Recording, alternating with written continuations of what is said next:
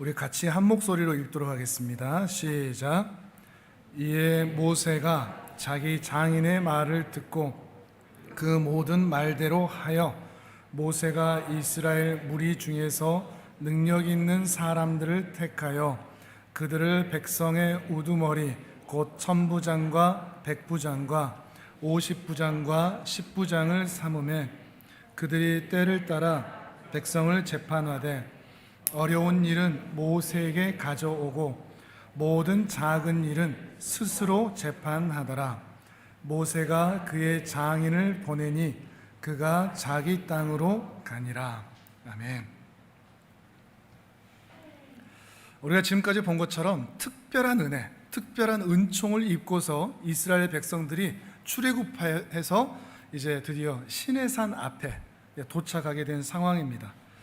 그 어마어마한 소문들, 열재앙, 홍해와 같은 그 어마어마한 사건들에 대한 소문이 근동에 모두 퍼졌던 것 같습니다. 그래서 그의 장인, 모세의 장인인 이드로가 모세를 방문하게 됩니다. 모세를 방문해서 지금까지 있었던 이야기들을 쭉 듣는데 그 누구보다도 신적 감각이 있는 그 미디안의 제사장, 그가 들어보았을 때 평생을 미디안의 우상을 섬겨왔던 그가 미디안의 우상이 진정한 신이 아니라 여호와 하나님이 진정한 신이라는 것을 깨닫고 이제부터는 미디안의 우상이 아닌 하나님 한 분만을 섬기며 예배하겠다고 선언하게 됩니다. 참 매우 독특한 장면이라고 할 수 있는데 이드로는 직접 보질 않았습니다. 그렇죠? 이스라엘 백성들은 모두 다 직접 경험해서 봤었죠. 근데 이드로는 전에 들었습니다.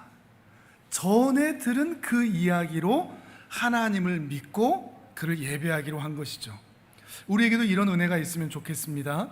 우리는 하나님의 일하심을 직접 보고 들은 경험이 우리에게는 없습니다. 예수의 얼굴을 직접 본 적도 없고요. 우리는 그저 전에 들은 이야기, 성경에 있는 이야기들을 통해서 들을 뿐입니다.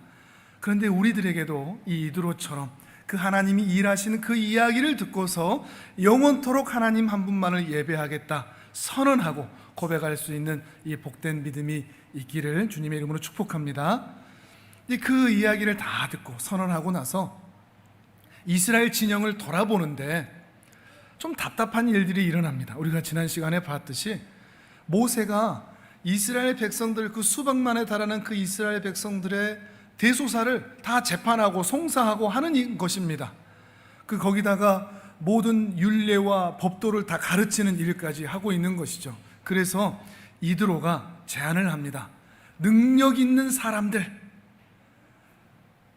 신앙으로는 하나님을 경외하고 성품으로는 진실하고 불의를 미워하는 그 사람들을 천부장, 백부장, 50부장, 10부장으로 세워서 그들을 통해서 작은 일들을 감당할 수 있도록 하라는 것이었습니다.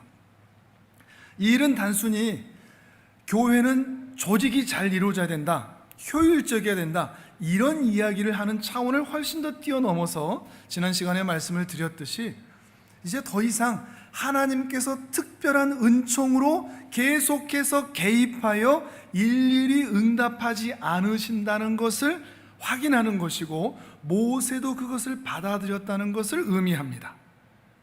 이게 단순한 일이 아닌 것이죠. 이제 특별한 은총을 받아 특별한 은혜를 받아 살아가는 이 백성들이 그 은혜 이후로는 세상 사람들이 살아가는 그들의 지혜와 그들의 경험을 통하여 공동체에 필요한 것들을 채우고 답을 얻어가는 그런 삶으로의 변화, 세상 안에 살아가는 그런 무리로의 변화가 시작되었기 때문입니다. 이것이 특별한 것인가 생각할 수 있겠지만 단순하지 않은 것이 우리가 신앙생활 하면서 가장 크게 부딪히고 고민되는 부분이 바로 이 부분이기도 하기 때문입니다. 특별한 은혜로 특별한 은총으로 우리를 구원하셨으니 구원받은 그 이후도 특별한 은총의 개입으로 나를 특급 대우해 주시고 어려운 일 당하지 않게 하시고 평안하여 날마다 행복하게 살 수 있기를 기대하는데 그런 특급 대우는 해주지 않으시고 세상으로 몰아내어 세상 사람들이 사는 것처럼 고민하고 고생하고 아프고 힘들고 어려운 일 만나서 불만족과 낙심과 불평 가운데 살도록 우리를 그대로 두시는 일이 일어나기 때문입니다. 이런 일이 오늘 본문과 깊은 연관이 있다는 것입니다. 그 출애굽기는 바로 이걸 이야기하고 싶은 겁니다. 우리는 구원 그 이전 열지양급의 홍해급의 기적을 통해서 이스라엘을 구원하셨다, 우리 이것만 보고 야 구원받았다를 생각하지만 출애굽기가 정작 이야기하고 싶은 것은 홍해 그 이후입니다. 구원 그 이후입니다.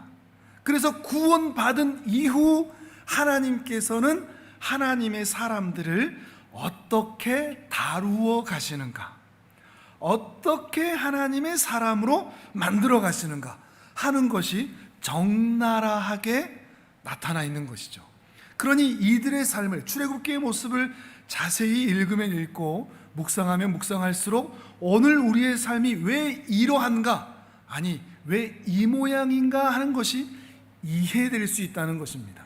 그리고 이제는 어떻게 살아야 한다는 말인가 하는 것을 깨달을 수 있게 되는 그런 말씀이 바로 이 출애굽기의 내용이라는 것이죠. 이 인생을 살아가는데, 신앙생활을 하는데 바로 이 출애굽기의 이 내용들을 이해하는 게 매우 중요하다는 것입니다. 왜 중요한가? 오늘은 누가복음 22장을 먼저 찾아보면서 그 내용을 하나씩 짚어보도록 하겠습니다. 자, 오늘은 화면에 보이지 않습니다. 오늘은 친절하지 않은 박 목사입니다. 누가복음 22장을 함께 찾아보도록 하겠습니다. 22장 24절에서 27절입니다. 신약 134페이지쯤에 있습니다. 누가복음 22장 24절에서 27절까지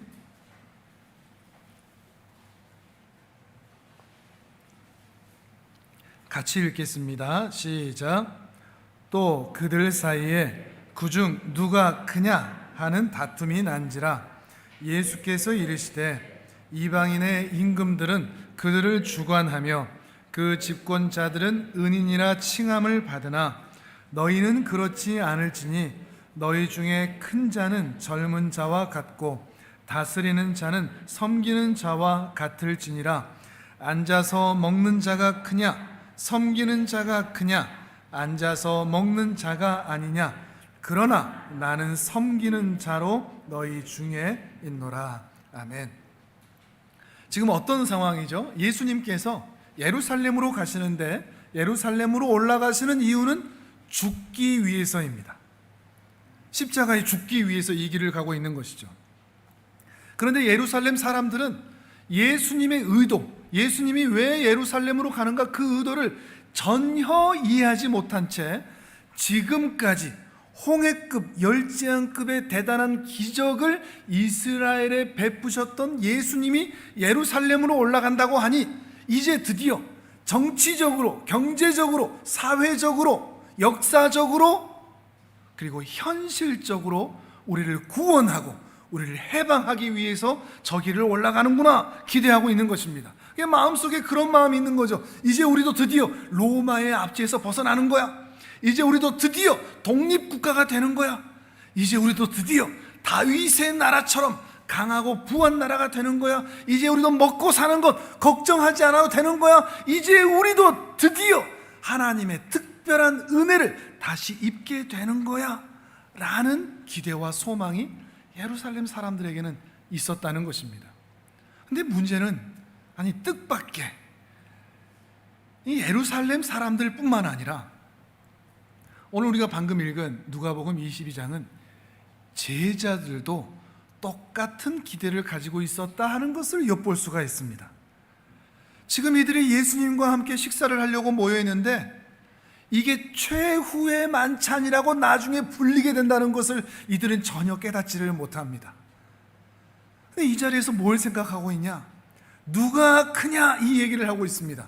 누가 크냐는 말은 이제 예수님이 며칠 있으면 예루살렘 성을 점령하고 이스라엘의 왕이 되어 저 보좌 위에 서게 될 텐데, 그러면 그때 누가 예수님과 가장 가까이에서 윤핵관이 아닌 예핵관일까요? 예수님 핵심 관련 인물이 되어서 누가 크냐?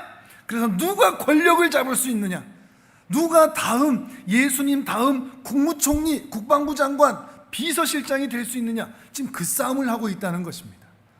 예수님이 지금 왜 이 길을 가고 있는지 아무런 이해가 없이 예루살렘 사람들과 똑같이 이 싸움을 하고 이 오해를 하고 있는 거죠. 왜 이런 오해를 하고 있을까요? 그것은 예루살렘 사람들도 그리고 제자들도 예수님에 대한, 특히 예수님의 신분에 대한 이해는 어느 정도는 있습니다.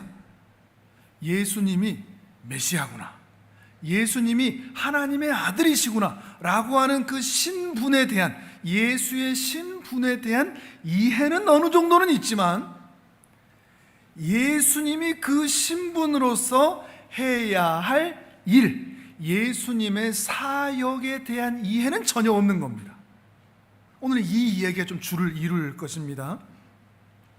이러한 이해 부족인 제자들의 그 마음을 너무나 잘 아시는 주님께서 오늘 방금 읽은 그 누가복음 본문에서 이런 얘기를 하시는 겁니다. 얘들아, 내 나라는, 내가 만들 나의 나라는 세상 나라와 다르다. 세상 나라는 큰 자가, 권력을 잡은 자가, 실력이 있는 자가, 능력 있는 자가, 많이 가진 자가, 큰 자고 군림하고 다스리고, 연약하고 비천하고 힘이 없는 자가 그 다스림을 받으며 큰 자를 섬기는 나라가 세상 나라지, 근데 내 나라는 그렇지 않다. 내 나라는 큰 자가 작은 자를 섬기는 나라다. 이 말씀을 하고 있는 겁니다. 이게 어떤 말씀인지 이해하시겠습니까? 국어적으로 말고요. 이 나라가 대체 어떤 나라인가 이해가 되십니까? 이해가 안 됩니다.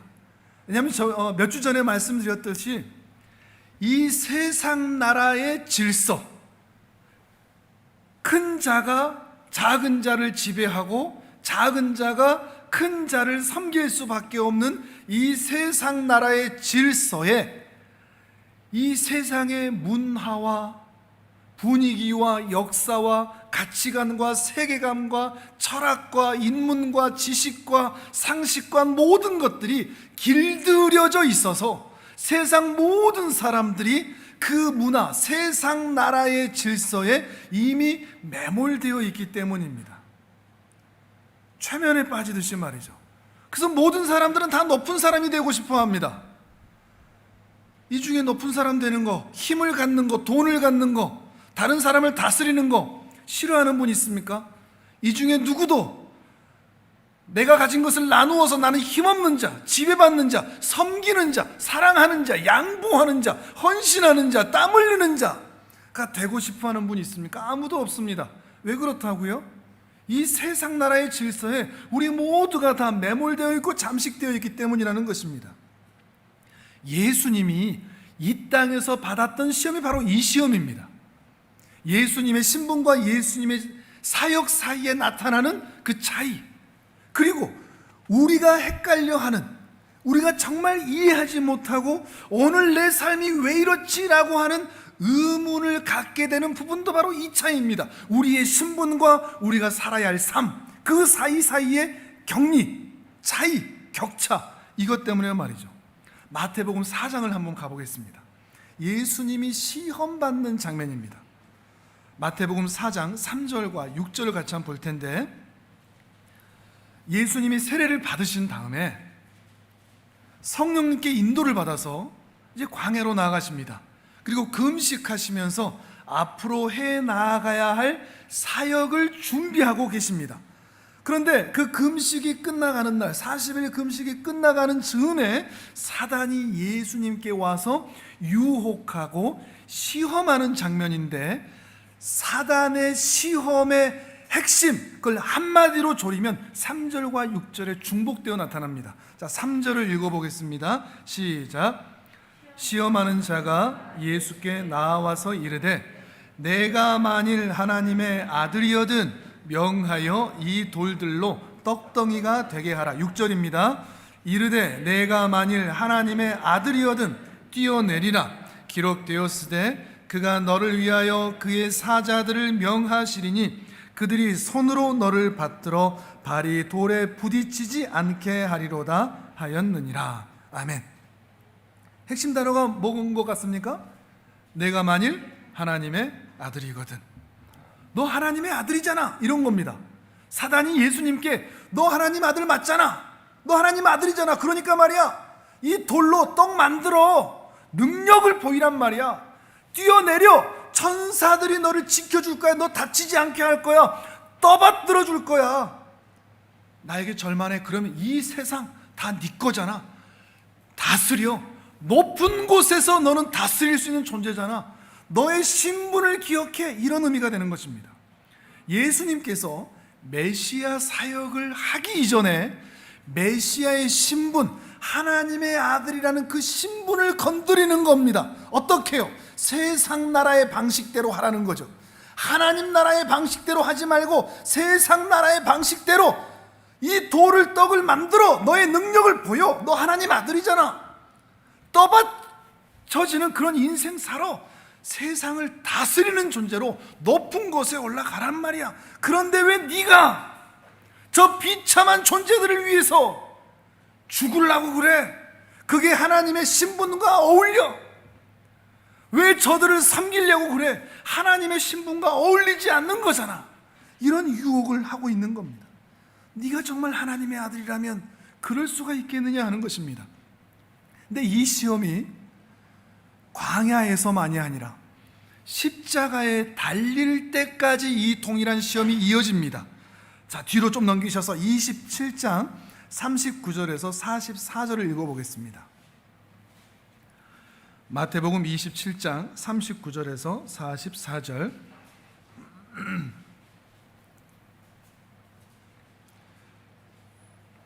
이런 설교하다가 제가 재밌어갖고 이렇게 흥이 너무 올라가서 목소리가 커지더라도 이해해 주시길 바랍니다. 아, 목사님이 지금 설교하다 신났구나, 이렇게 생각해 주시고 같이 이 신남, 말씀의 신남 안에 들어갔으면 좋겠습니다. 자, 27장 39절에서 44절을 읽어볼 텐데 읽다 보면 신기한 걸 느낄 겁니다. 사단은 보이지가 않는데 사단이 했던 말을 똑같이 하는 무수한 사람들을 보게 됩니다. 자, 39절에서 44절 시작.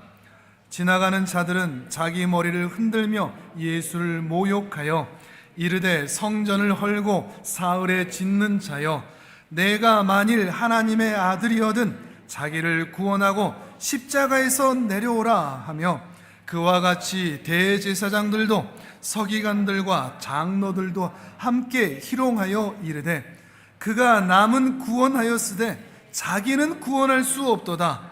그가 이스라엘의 왕이로다. 지금 십자가에서 내려올지어다. 그리하면 우리가 믿겠노라.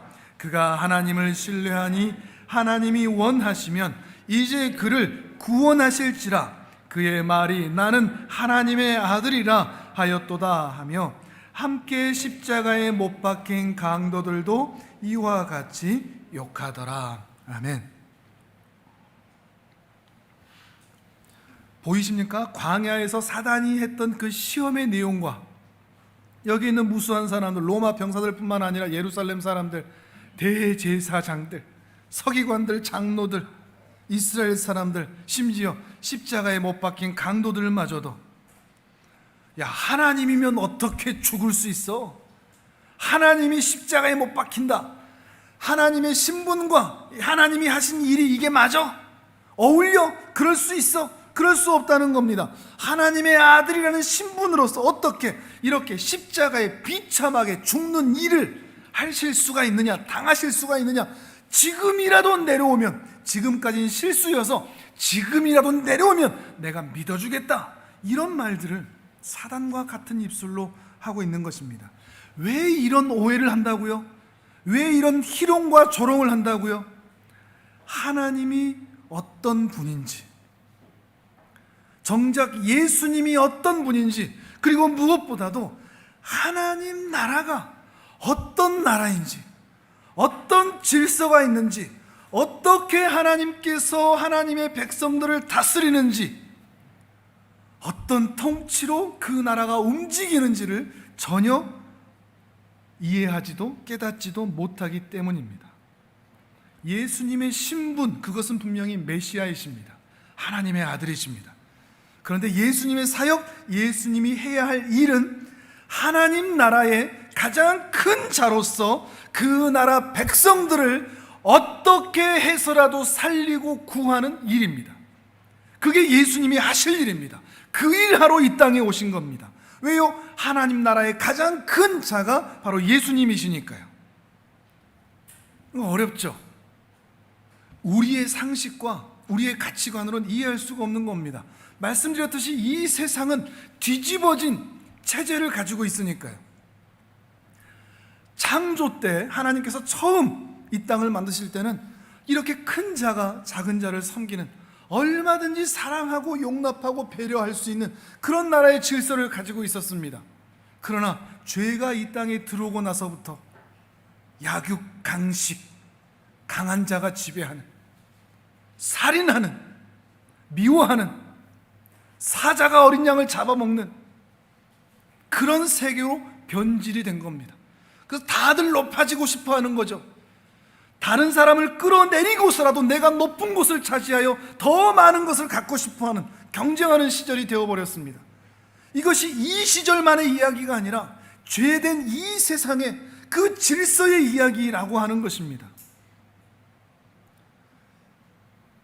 그런데 예수님이 오고 나서 그 체제가 다시 균열이 생기기 시작하는 겁니다. 하나님 나라와 세상 나라의 체제, 이 세상 나라가 가지고 있던 그 체제가 조금씩 균열이 생기면서 큰 자가 작은 자를 섬기는, 작은 자가 큰 자의 섬김을 받아 행복하게 살게 되는 그 일들이 나타나기 시작하는 것입니다. 어린 양과 사자가 함께 뒹구는, 어린아이가 독사굴에 손을 넣어도 물지 않는 그런 시절이, 그런 세계가 만들어져 가기 시작하는 거죠. 우리가 신앙생활하는 게 왜 힘든가 하면 이 사이에 있기 때문입니다. 우리는 분명히 세상 나라의 그런 흐름 가운데 살고 있습니다. 근데 이렇게 사는 것도 힘든데 우리도 알지 못하는 사이에 하나님께서 은혜를 주셔서 이 하나님 나라의 질서를 따라가도록 인도하심을 받고 있는데 이게 자꾸 충돌하는 겁니다. 지배하고 싶은데 섬겨야 된답니다.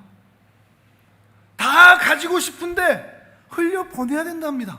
어떻게 살아야 되지? 라고 하는 혼동. 그래서 우리 안에도 우리의 신분과 구원받은, 특별한 은혜로 구원받은 우리의 신분과 우리가 살아야 할 삶의 모습, 우리의 사역 사이에 그 혼란이 우리 안에 생기게 된다는 것이죠.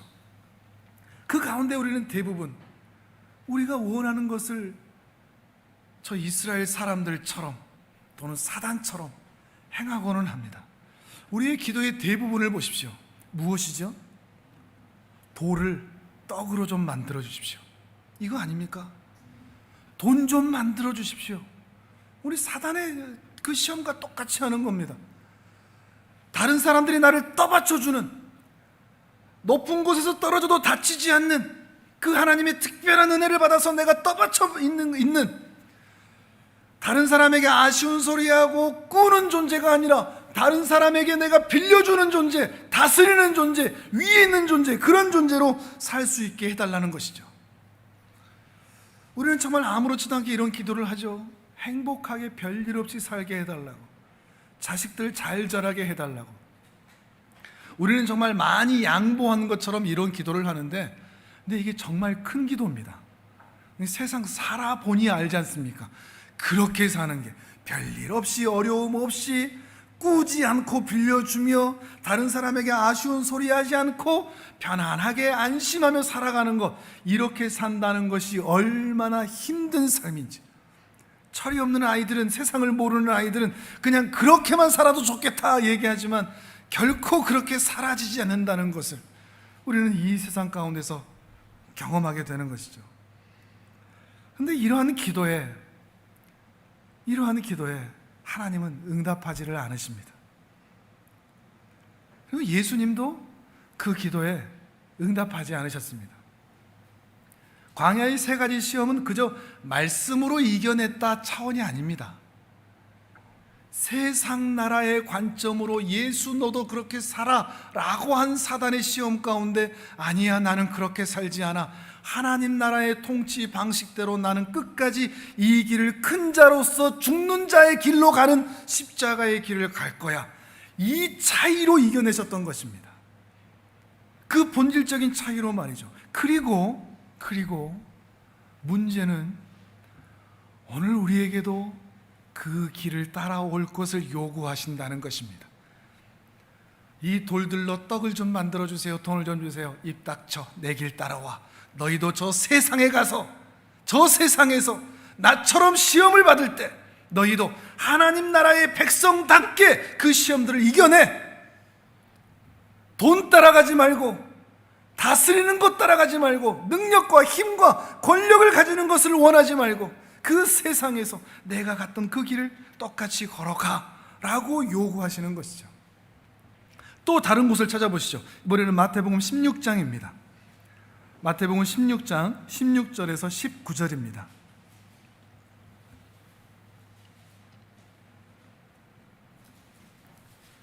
16장 16절에서 19절, 우리가 자주 확인했던 말씀이죠. 마태복음 16장 16절에서 19절 또 같이 읽어보겠습니다. 시작.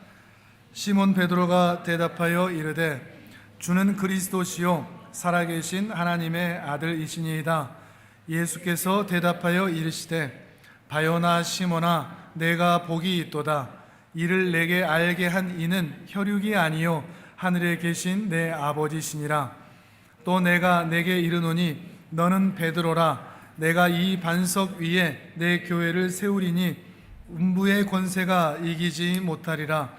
내가 천국 열쇠를 내게 주리니 내가 땅에서 무엇이든지 매면 하늘에서도 매일 것이요 내가 땅에서 무엇이든지 풀면 하늘에서도 풀리리라 하시고. 아멘. 얼마나 엄청난 약속입니까? 영광스럽고 거룩한 교회의 신분입니다. 교회의 신분이 어떠한지, 교회의 정체성이 어떠한지를 말해주고 있습니다. 예수님께서 예수님의 이름으로 한 교회, 공동체를 세우시겠다고 하는 것입니다. 이 교회는 지옥의 권세가 이겨낼 수가 없습니다. 그리고 천국 열쇠, 천국으로 들어갈 수 있는 그 열쇠를 이 교회가 쥐고 있다고 얘기하고 있습니다. 이 교회를 존재하게 하는 반석이 곧 예수 그리스도인데, 시몬 베드로가 고백하듯이 16절에 주는 그리스도시요 살아계신 하나님의 아들이십니다 라고 하는 이 고백 위에 서 있는 겁니다. 고백을 하는 자가 어떻게 하느냐, 고백을 하는 자가 중요한 게 아닙니다. 베드로가 얼마나 열정적으로 했느냐, 뜨겁게 했느냐, 또는 교회를 세워가는, 만들어가는, 또 교회를 섬기는 사람들이 얼마나 뜨겁느냐, 이 차이에 교회가 세워지는 것이 아니라 이 고백의 내용이신 예수 그리스도가 교회의 반석이라 하는 것입니다. 예수님이 구원자시고 예수님이 하나님이시라는 이 사실이 교회의 기초이고 근거이며 자랑이며 영광이며 교회의 신분이며 교회의 정체성이라 하는 것이죠. 그런데 예수님이 구원자시고 하나님이신데 그 신분으로서 무엇을 하시느냐, 이 마태복음 본문도 16장 16절 19절 이후의 말씀이 더욱 중요합니다. 돌로 떡을 만들듯이 뚝딱 만드는 것도 아니고, 세상을 다스리는 자리로 교회를 세우시는 것도 아니고, 예수가 메시아요 하나님이라는 신분으로서 교회를 만드는 방법은 그가 고난받아 그가 죽음으로 교회를 세우시겠다 얘기하십니다. 그게 21절 말씀입니다. 21절 읽어보겠습니다. 시작. 이때로부터 예수 그리스도께서 자기가 예루살렘에 올라가 장로들과 대제사장들과 서기관들에게 많은 고난을 받고 죽임을 당하고 제3일에 살아나야 할 것을 제자들에게 비로소 나타내시니. 아멘. 계속 반복해서 말씀드리지만 예수님의 신분과 예수님의 사역은 모순 같습니다. 어울리지 않습니다. 우리의 관점, 우리의 가치관으로 보면요, 모든 방패들을 다 뚫어버리는 창을 팝니다. 어떤 창도 막을 수 있는 방패를 팝니다 라고 이야기하는 한 상인처럼 예수님의 신분과 예수님이 하실 이 사역은 어울리지가 않습니다. 모순입니다. 왜 이런 모순이 생긴다고요? 우리 눈에는 도저히 이해되지 않는 부분이라고요? 하나님 나라의 질서 때문입니다.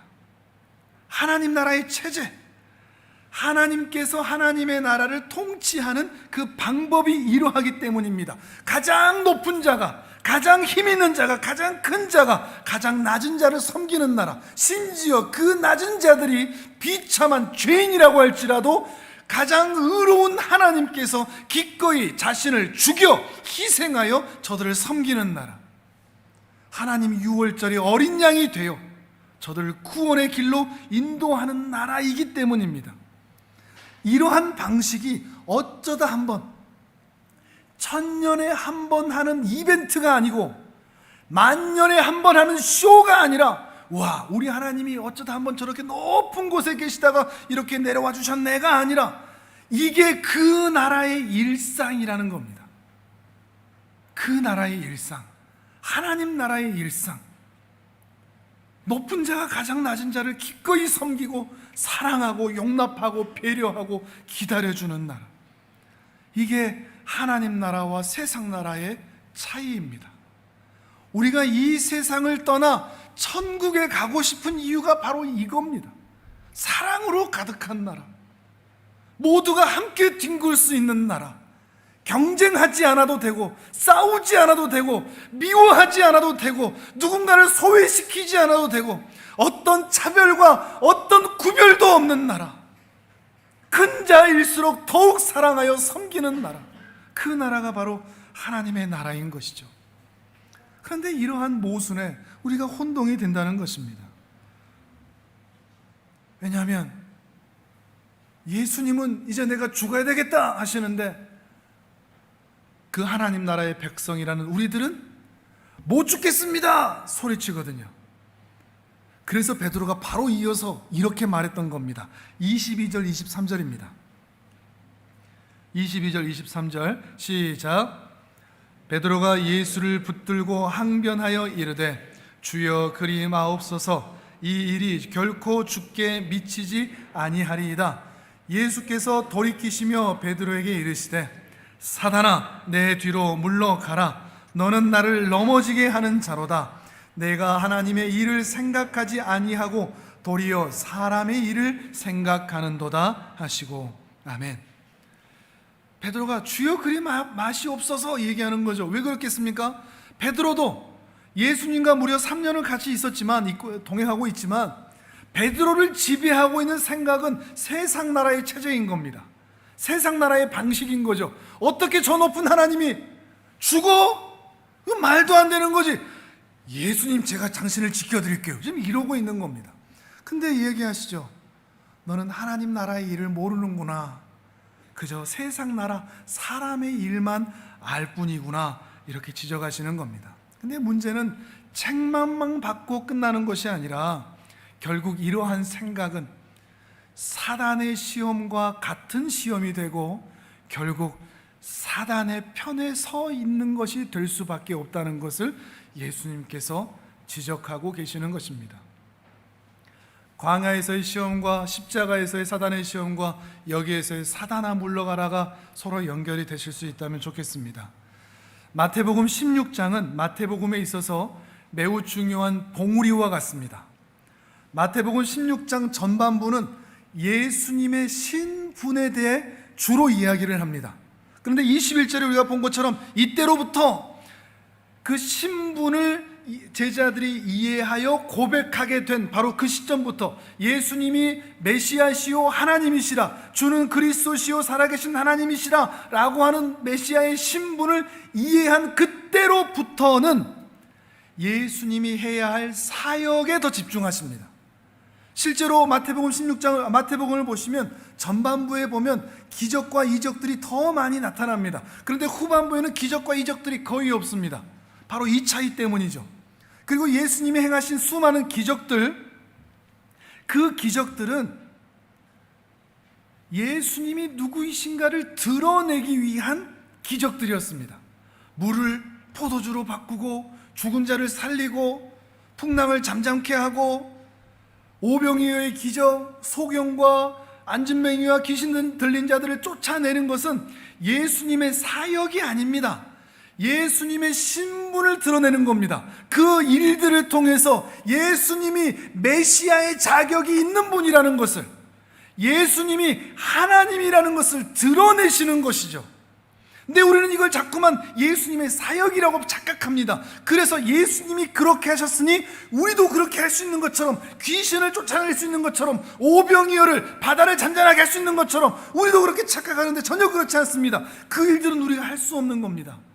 예수님의 신분을 드러내는 일들이시니까요. 그런데 이때로부터 이제 드디어 예수님께서 하셔야 할 그 일, 바로 십자가에서 죽어야 할 바로 그 일들을 가르치고 말씀하시고 그 일을 하러 가신다는 것입니다. 그리고 나서 곧바로 어떤 얘기를 이어가시느냐, 예수의 신분과 예수의 사역이 이렇게 다르듯이 교회의 신분과 교회가 해야 할 일이 다르고, 신자의 신분과 신자가 살아야 할 삶도 이렇게 다르단다 라고 하는 것을 말씀하십니다.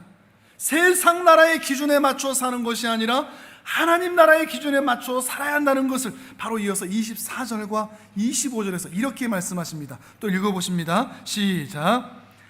이에 예수께서 제자들에게 이르시되 누구든지 나를 따라오려거든 자기를 부인하고 자기 십자가를 지고 나를 따를 것이니라. 누구든지 제 목숨을 구원하고자 하면 잃을 것이요 누구든지 나를 위하여 제 목숨을 잃으면 찾으리라. 아멘. 이것이 신자의 일입니다. 신자가 해야 할 사역이며 신자가 살아야 할 삶입니다. 주께서 그렇게 사셨으니 우리도 자기를 부인하고 자기 십자가를 지고 주님을 뒤따르며 기꺼이 내가 가진 것을 잃어서라도 다른 사람들을 살리는 길을 걸어가는 것이라 하는 것이죠. 그런데도 우리는 베드로가 묻고 따지는 것처럼, 아니 어떻게 하나님이 죽어요 하는 것처럼, 아니 어떻게 하나님의 특별한 은혜를 받은 우리가 이렇게 사는 게 힘들어요, 이 이야기만 주구장창 하고 있는 것이죠. 돌로 떡 좀 만들어 달라고, 다치지 않게 떠받쳐 받는 인생 살게 해달라고, 다른 사람들을 섬기는 삶이 아니라 다스리는 삶으로 살게 해달라고 우리는 따지고 있다는 말입니다. 결론처럼 우리 고린도후서 4장의 말씀으로 이 말씀을 확인해 보겠습니다. 이거는 화면을 보셔도 되겠습니다. 고린도후서 4장 7절에서 10절 말씀입니다. 같이 읽어봅니다. 시작. 우리가 이 보배를 질그릇에 가졌으니 이는 심히 큰 능력은 하나님께 있고 우리에게 있지 아니함을 알게 하려 함이라.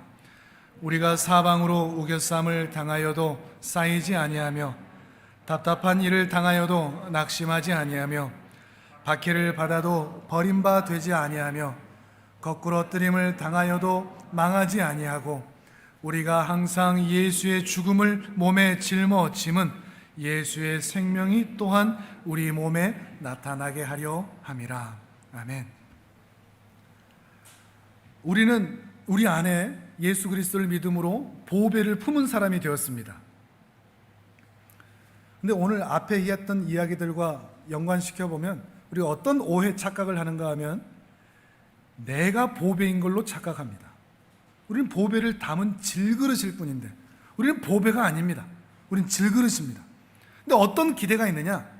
신앙생활 좀 잘하면, 기도 많이 하고 예배 잘 드리고 헌금도 하고 헌신도 하고 봉사도 하고 성경도 많이 읽고 기도도 많이 하고 열심히 살면, 성령 받고 불 받고 막 그러면, 아니 그게 좀 못하더라도 안 되더라도 예수님을 믿었다는 그 사실 하나만으로도 마치 욥기에 나오는 것처럼 내 시작은 미약하나 내 나중은 창대하리라, 이렇게 오해하는 그 말씀들처럼 우리 인생도, 내 인생도 하나님 안에 있으니 지금은 질그릇같이 보잘것없지만 은그릇 되지 않을까, 금그릇 되지 않을까, 깨지지 않은 도자기 그릇같이 멋진 인생 살 수 있지 않을까.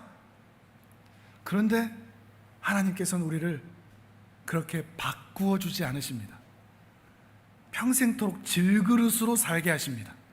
왜 우리를 질그릇으로 그대로 두시는 줄 아십니까? 은그릇, 금그릇, 다이아몬드 그릇은 안 깨지거든요. 질그릇은 잘 깨지기 때문입니다. 잘 깨져야 그 안에 보배가 드러나기 때문입니다. 그래서 우리를 질그릇으로 두시고 깨지는 인생으로 살게 하시는 것입니다. 여기서 그렇게 잘 깨진다는 의미를 바울은 10절에서 이렇게 얘기합니다. 우리가 항상 예수의 죽음을 몸에 짊어짐이라는 말로 표현을 합니다. 우리가 항상 예수의 몸을 몸에 짊어지고 있다.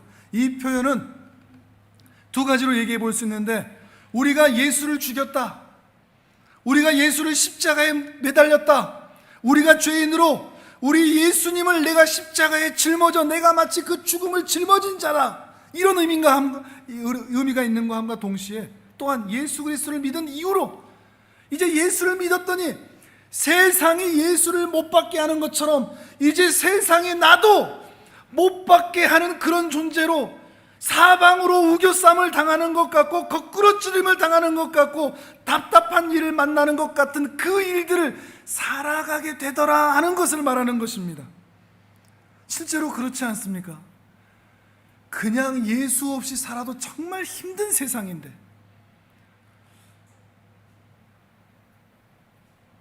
예수 안에 신자답게 살려고 하니 요구하는 것이 왜 이렇게 많은지, 교회 안에서도 교회 밖에서도, 그리고 내 안에서의 양심도, 내 안에서의 하나님의 성령님의 음성도 뭘 그렇게 우리에게 요청하시는 것이 많고 바라시는 것이 많은 것인지, 왜 더 희생하게 만드는 것이며, 왜 더 고생하게 만드는 것이며, 왜 더 참게 만드는 것인지, 그래서 왜 신자로 사는 게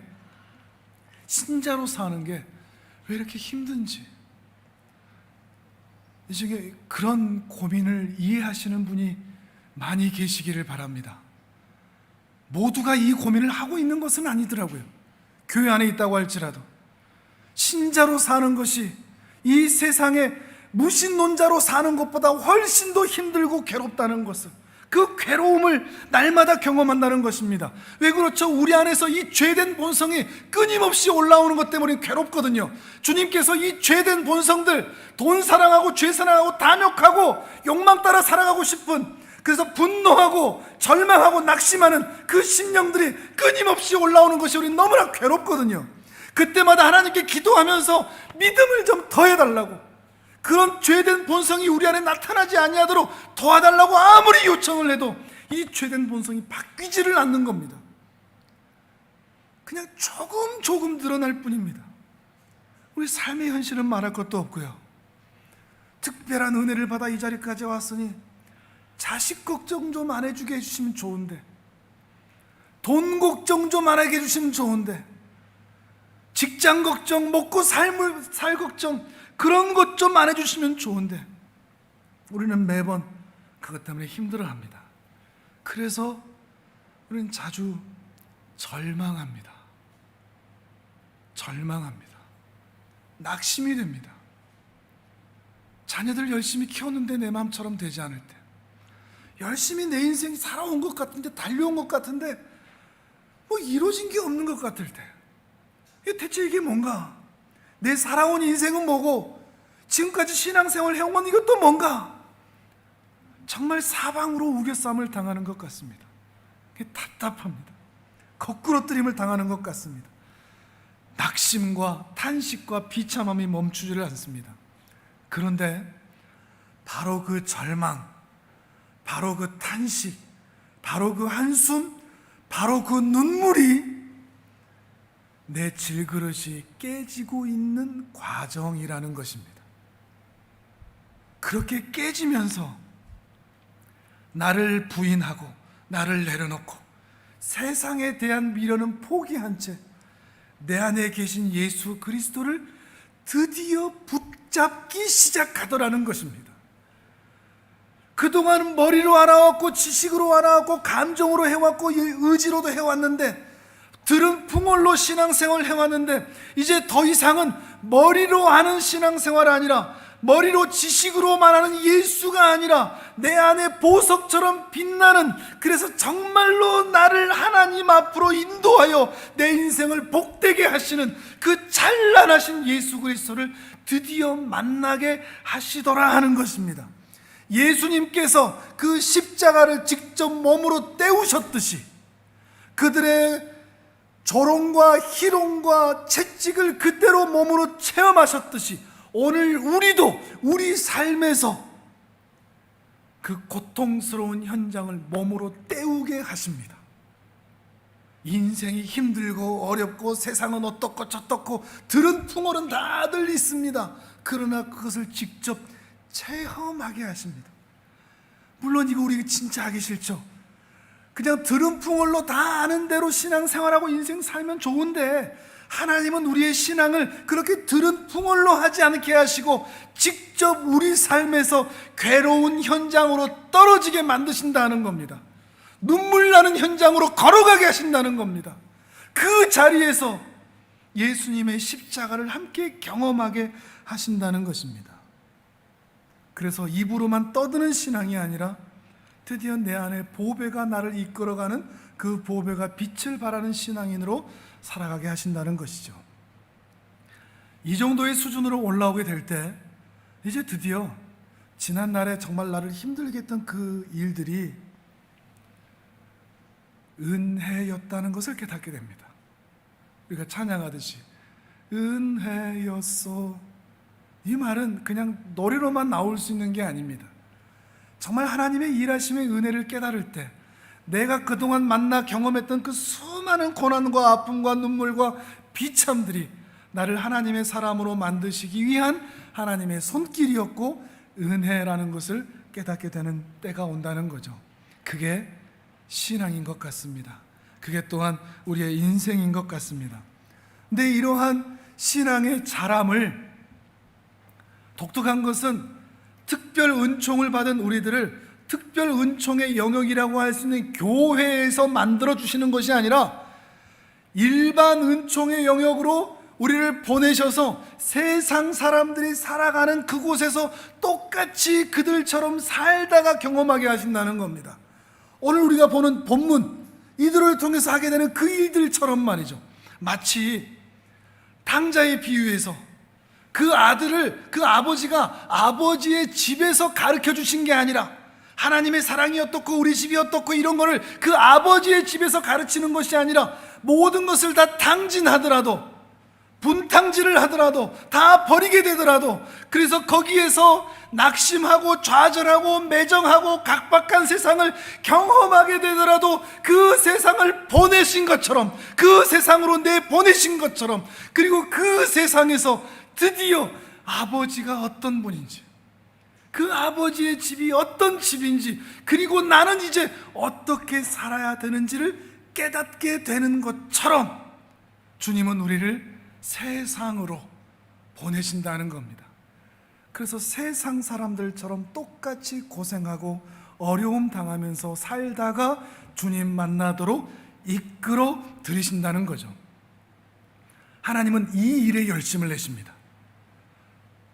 돌을 떡으로 만드는데 열심을 내시는 분이 아니라 우리를 세상으로 보내서 거기에서 하나님의 사람 만드는 것에 열심을 내십니다. 근데 그렇게 열심을 내시는데 우리는 왜 이렇게 안 자라는 것 같을까요? 정말 더딘 것 같죠? 그래서 화딱지가 나죠. 왜 내 인생은 이 모양인가? 내 신앙은 이 모양인가? 왜 그런 줄 아십니까? 하나님이 사랑하시는 우리의 인생이 너무 크기 때문입니다. 작아서가 아니라 못나서가 아니라 우리의 인생이 너무 크기 때문이고 그 하나님의 사랑도 너무 크기 때문입니다. 예를 들면 주전자에 물 붓는 것하고 욕조에 물 붓는 것하고는 차이가 날 수밖에 없습니다. 주전자의 크기도 다르고 욕조의 크기도 다르고 주전자에 들어가는 물의 양도 다르고 욕조에 들어가는 그 물의 양도 다를 수밖에 없습니다. 주전자의 물은 금방 받지만 욕조의 물은 시간이 오래 걸리죠. 불장에다 물을 담는다, 더 오래 걸립니다. 태평양에다가 물을 담는다, 더 오래 걸립니다. 마찬가지로 하나님께서 한 인간에게 하나님의 은혜와 사랑을 채워 부으시는 데는 그 한 인간의 평생이 걸립니다. 왜요? 그 인간이 그만큼 크니까. 그 하나님의 사랑이 그만큼 크기 때문입니다. 우린 주전자가 아닙니다. 빨리빨리 되게 해달라고 하지 마십시오. 물론 오늘은 화딱지가 납니다. 오늘은 괴롭습니다. 오늘은 눈물 납니다.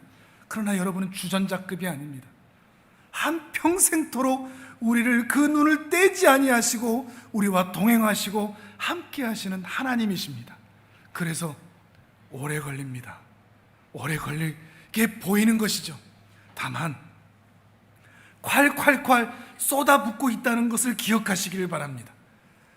여러분이 화딱지 내다가 여러분 안에 들어오는 그 은혜들을 밖으로 흘려보내지는 마시고 내게 들어오는 은혜들을 마음껏 받아들이실 수 있는 그 은혜가 있기를 바랍니다. 안 채워지면 어떻게 하나? 변화되지 않으면 어떻게 하나? 우리 자녀들 하나님의 자녀 안 되면 어떻게 하나?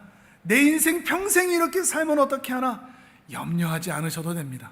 반드시 그 욕조의 물을 채우듯이 하나님은 우리의 인생에 채우시고야 마시기 때문입니다. 하나님은 오늘도 그렇게 일하고 계신다는 것을 믿으시기를 바랍니다. 그 은혜를 채우실 만큼 여러분이 큰 존재라는 것도 잊지 마시기를 바랍니다. 여러분이 비참한 자고 연약한 자여서 보잘것없는 자라고 자신을 비참히 여기지도 않으시기를 바랍니다. 오늘 여러분이 고생하는 이유는 하나님이 여러분을 키우고 계시기 때문입니다. 그리고 그 은혜를 채우고 계시기 때문입니다. 더디 걸릴수록 여러분이 더 큰 존재라는 것을 기억하시기를 바랍니다. 평생토록 하나님께서 여러분의 인생을 이끌어 가실 줄을 믿고 그 하나님을 신뢰하며 더욱 이 믿음의 길, 자기를 부인하고 자기 십자가를 지며 하나님 나라의 질서에 따라 살아갈 수 있는 복된 하나님의 자녀들 되시기를 주님의 이름으로 축복합니다. 아멘.